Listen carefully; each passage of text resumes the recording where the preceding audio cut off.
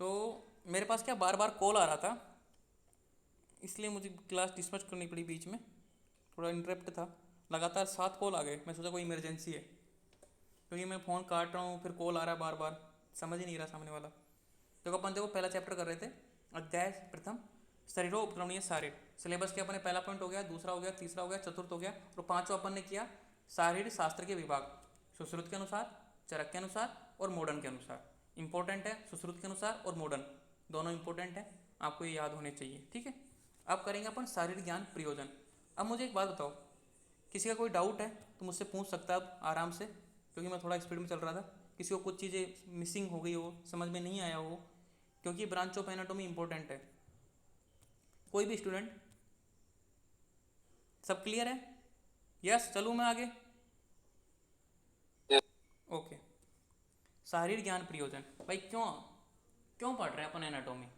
एक सवाल आता है नॉर्मली अपने माइंड में, क्यों पढ़ रहे हैं एनाटॉमी? डायरेक्ट चिकित्सा क्यों नहीं सिखा रहे हैं आपको? मतलब डॉक्टर बनने आए ना, चिकित्सा सिखाओ सीधा कि भाई इसमें ये ट्रीटमेंट दो, इसमें ये ट्रीटमेंट दो। लेकिन क्यों एनाटॉमी पढ़ा रहे हैं, क्यों फिजियोलॉजी पढ़ा रहे हैं, क्यों अपन को पदार्थ विज्ञान पढ़ा रहे हैं? एक कॉमन सा क्वेश्चन आता है अपने माइंड में। तो शारीरिक ज्ञान का प्रयोजन, तो ऐसी शंकाएं, ऐसी बाधाएं आपकी दूर हो जाएं, इसलिए आपको ये टॉपिक दिया सिलेबस में कि शारीरिक ज्ञान का प्रयोजन, क्यों स्टडी करनी है अपन को एनाटॉमी। तो आचार्य चरक अनुसार सुन लेते हैं पहले क्या बोल रहे हैं आचार्य चरक, कि जो चिकित्सक, थोड़ी अशुद्धि हो गई, जो चिकित्सक मतलब डॉक्टर, मतलब जो डॉक्टर शरीर को सभी प्रकार से सदैव संपूर्ण रूप से जानता है, वह लोक में मनुष्य को सुख देने वाला आयुर्वेद शास्त्र को पूर्ण रूप से जान सकता है।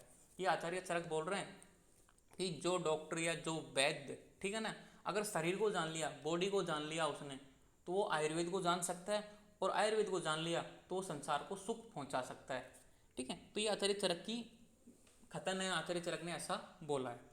आचार्य सुश्रुत ने क्या बोला, यदि कोई चिकित्सक आयुर्वेद चिकित्सा में निपुण होना चाहे, उसे तो शरीर व शास्त्र में दोनों में दक्ष होना चाहिए।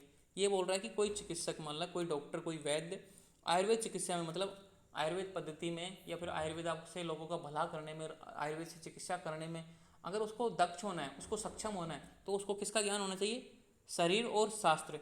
शास्त्र तो मतलब आयुर्वेद शास्त्र, और शरीर यानी अपनी बॉडी का, मतलब किस तरह की रचना है, किस तरह की क्रिया विज्ञान है, किस तरह की उसकी एनाटॉमी, किस तरह की फिजियोलॉजी है, सब कुछ उसको नॉलेज होना चाहिए।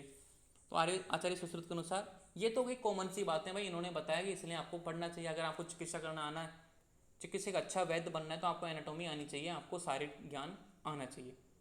लेकिन अपनी जो अपन बोलते हैं नॉर्मली भाषा में, साधारण जो यूज लेते हैं, अन्य महत्वपूर्ण प्रयोजन, कि भाई अपन कैसे समझ सकते हैं इसको इजी वे में। इजी वे में किस तरह से समझ सकते हैं वो देखो, शरीर की विकृत अवस्था से पूर्व प्राकृत ज्ञान आवश्यक है। तो यहाँ पे एक लाइन आएगी, शरीर की विकृत अवस्था से पूर्व प्राकृत अवस्था जानना आवश्यक है। क्यों? कोई रोगी आया आपके पास, उसका फ्रैक्चर हो गया, अब आपको पता ही नहीं है कि उसमें कौन से एंगल से बोन रहती है, कहाँ पे बोन अटैच होती है। जैसे कि उसका लिगामेंट का डिसलोकेशन हो गया, आपको पता ही नहीं है कि लिगामेंट कहाँ पे लगा होता, तो आप कैसे चिकित्सा करोगे? तो आपको पहले ये तो पता होना चाहिए कि इसकी नॉर्मल स्थिति ये है। अगर नॉर्मल स्थिति से उसको अलग मिलता है, अपन ने एक्सरे कराया, एक्सरे में उसकी बोन बाहर है, ठीक है, आउटसाइड है, तो आपको नॉर्मल स्थिति का ही पता नहीं है, तो आप उसे एक्सरे को आंखों के सामने घुमाते रहो, आपको पता ही नहीं चलेगा। तो ये बोल रहा है कि शरीर की विकृत अवस्था से पूर्व प्राकृतिक ज्ञान आवश्यक है, इसलिए शरीर की प्राकृतिक संरचना का ज्ञान रचना शरीर से प्राप्त होता है। और ये प्राकृतिक अवस्था का ज्ञान कहाँ से मिलेगा? एनाटॉमी से, शारीरिक ज्ञान से। अतः चिकित्सा कार्य हेतु शारीर का ज्ञान आवश्यक है। कितना इजी वे में समझाया। तो चिकित्सा करनी है तो आपको एनाटॉमी पढ़नी पड़ेगी। दूसरा पॉइंट देखो, स्थूल शरीर के ज्ञान से पूर्व सूक्ष्म शरीर का ज्ञान भी आवश्यक है। जो अपनी ये बॉडी है ना, जो मांस का स्वरूप दिख रहा है, खाल हड्डी मांस जितने भी आपको ये पूरा ढांचा दिख रहा है, तो ये बोल रहा कि इस शरीर के ज्ञान से पूर्व, भाई इसको तो जानेंगे ही, लेकिन इसके साथ शरीर का मतलब सूक्ष्म शरीर, जो अपने जो अंतर का शरीर मतलब आत्मा, ठीक है, मन, उनके बारे में भी ज्ञान होना जरूरी है।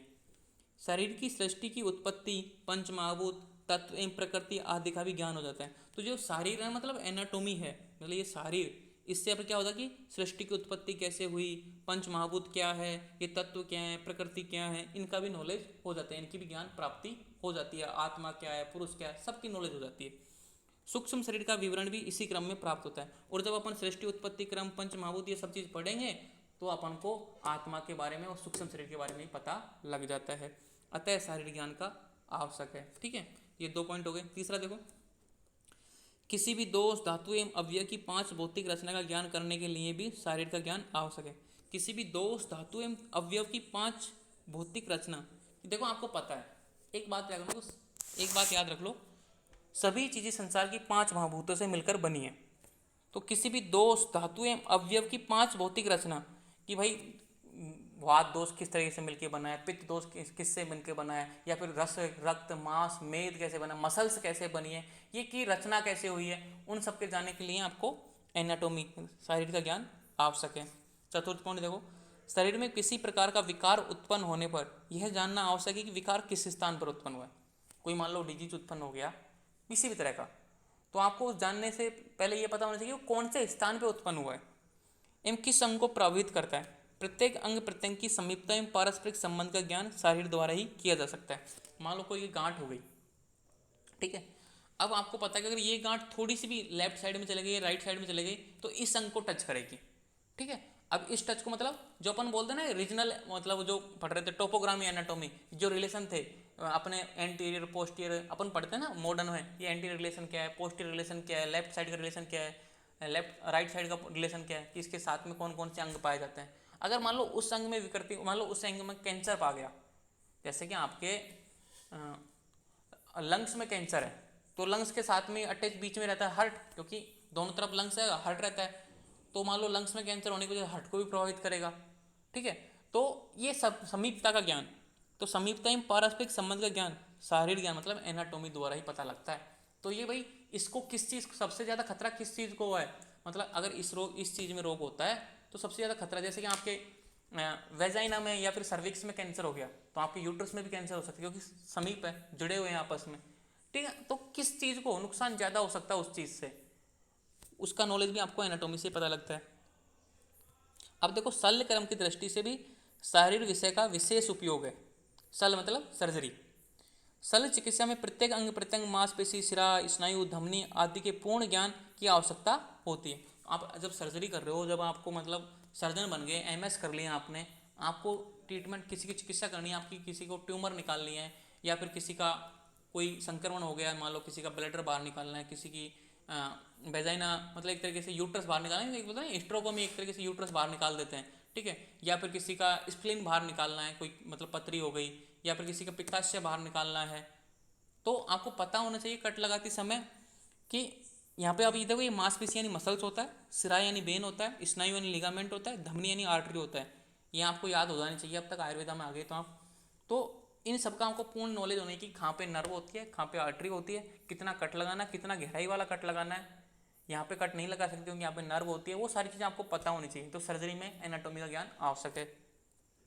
मर्म शरीर के प्राण कहे जाते हैं, अतः स्थान भेद से इन सभी की रचना संधि बंधन आदि का ज्ञान न होने पर शल्य क्रम में अनेक कठिनाइयों के साथ साथ कभी रोगी की मृत्यु भी हो जाती है। इस कारण भी शरीर का ज्ञान उपयोगी है।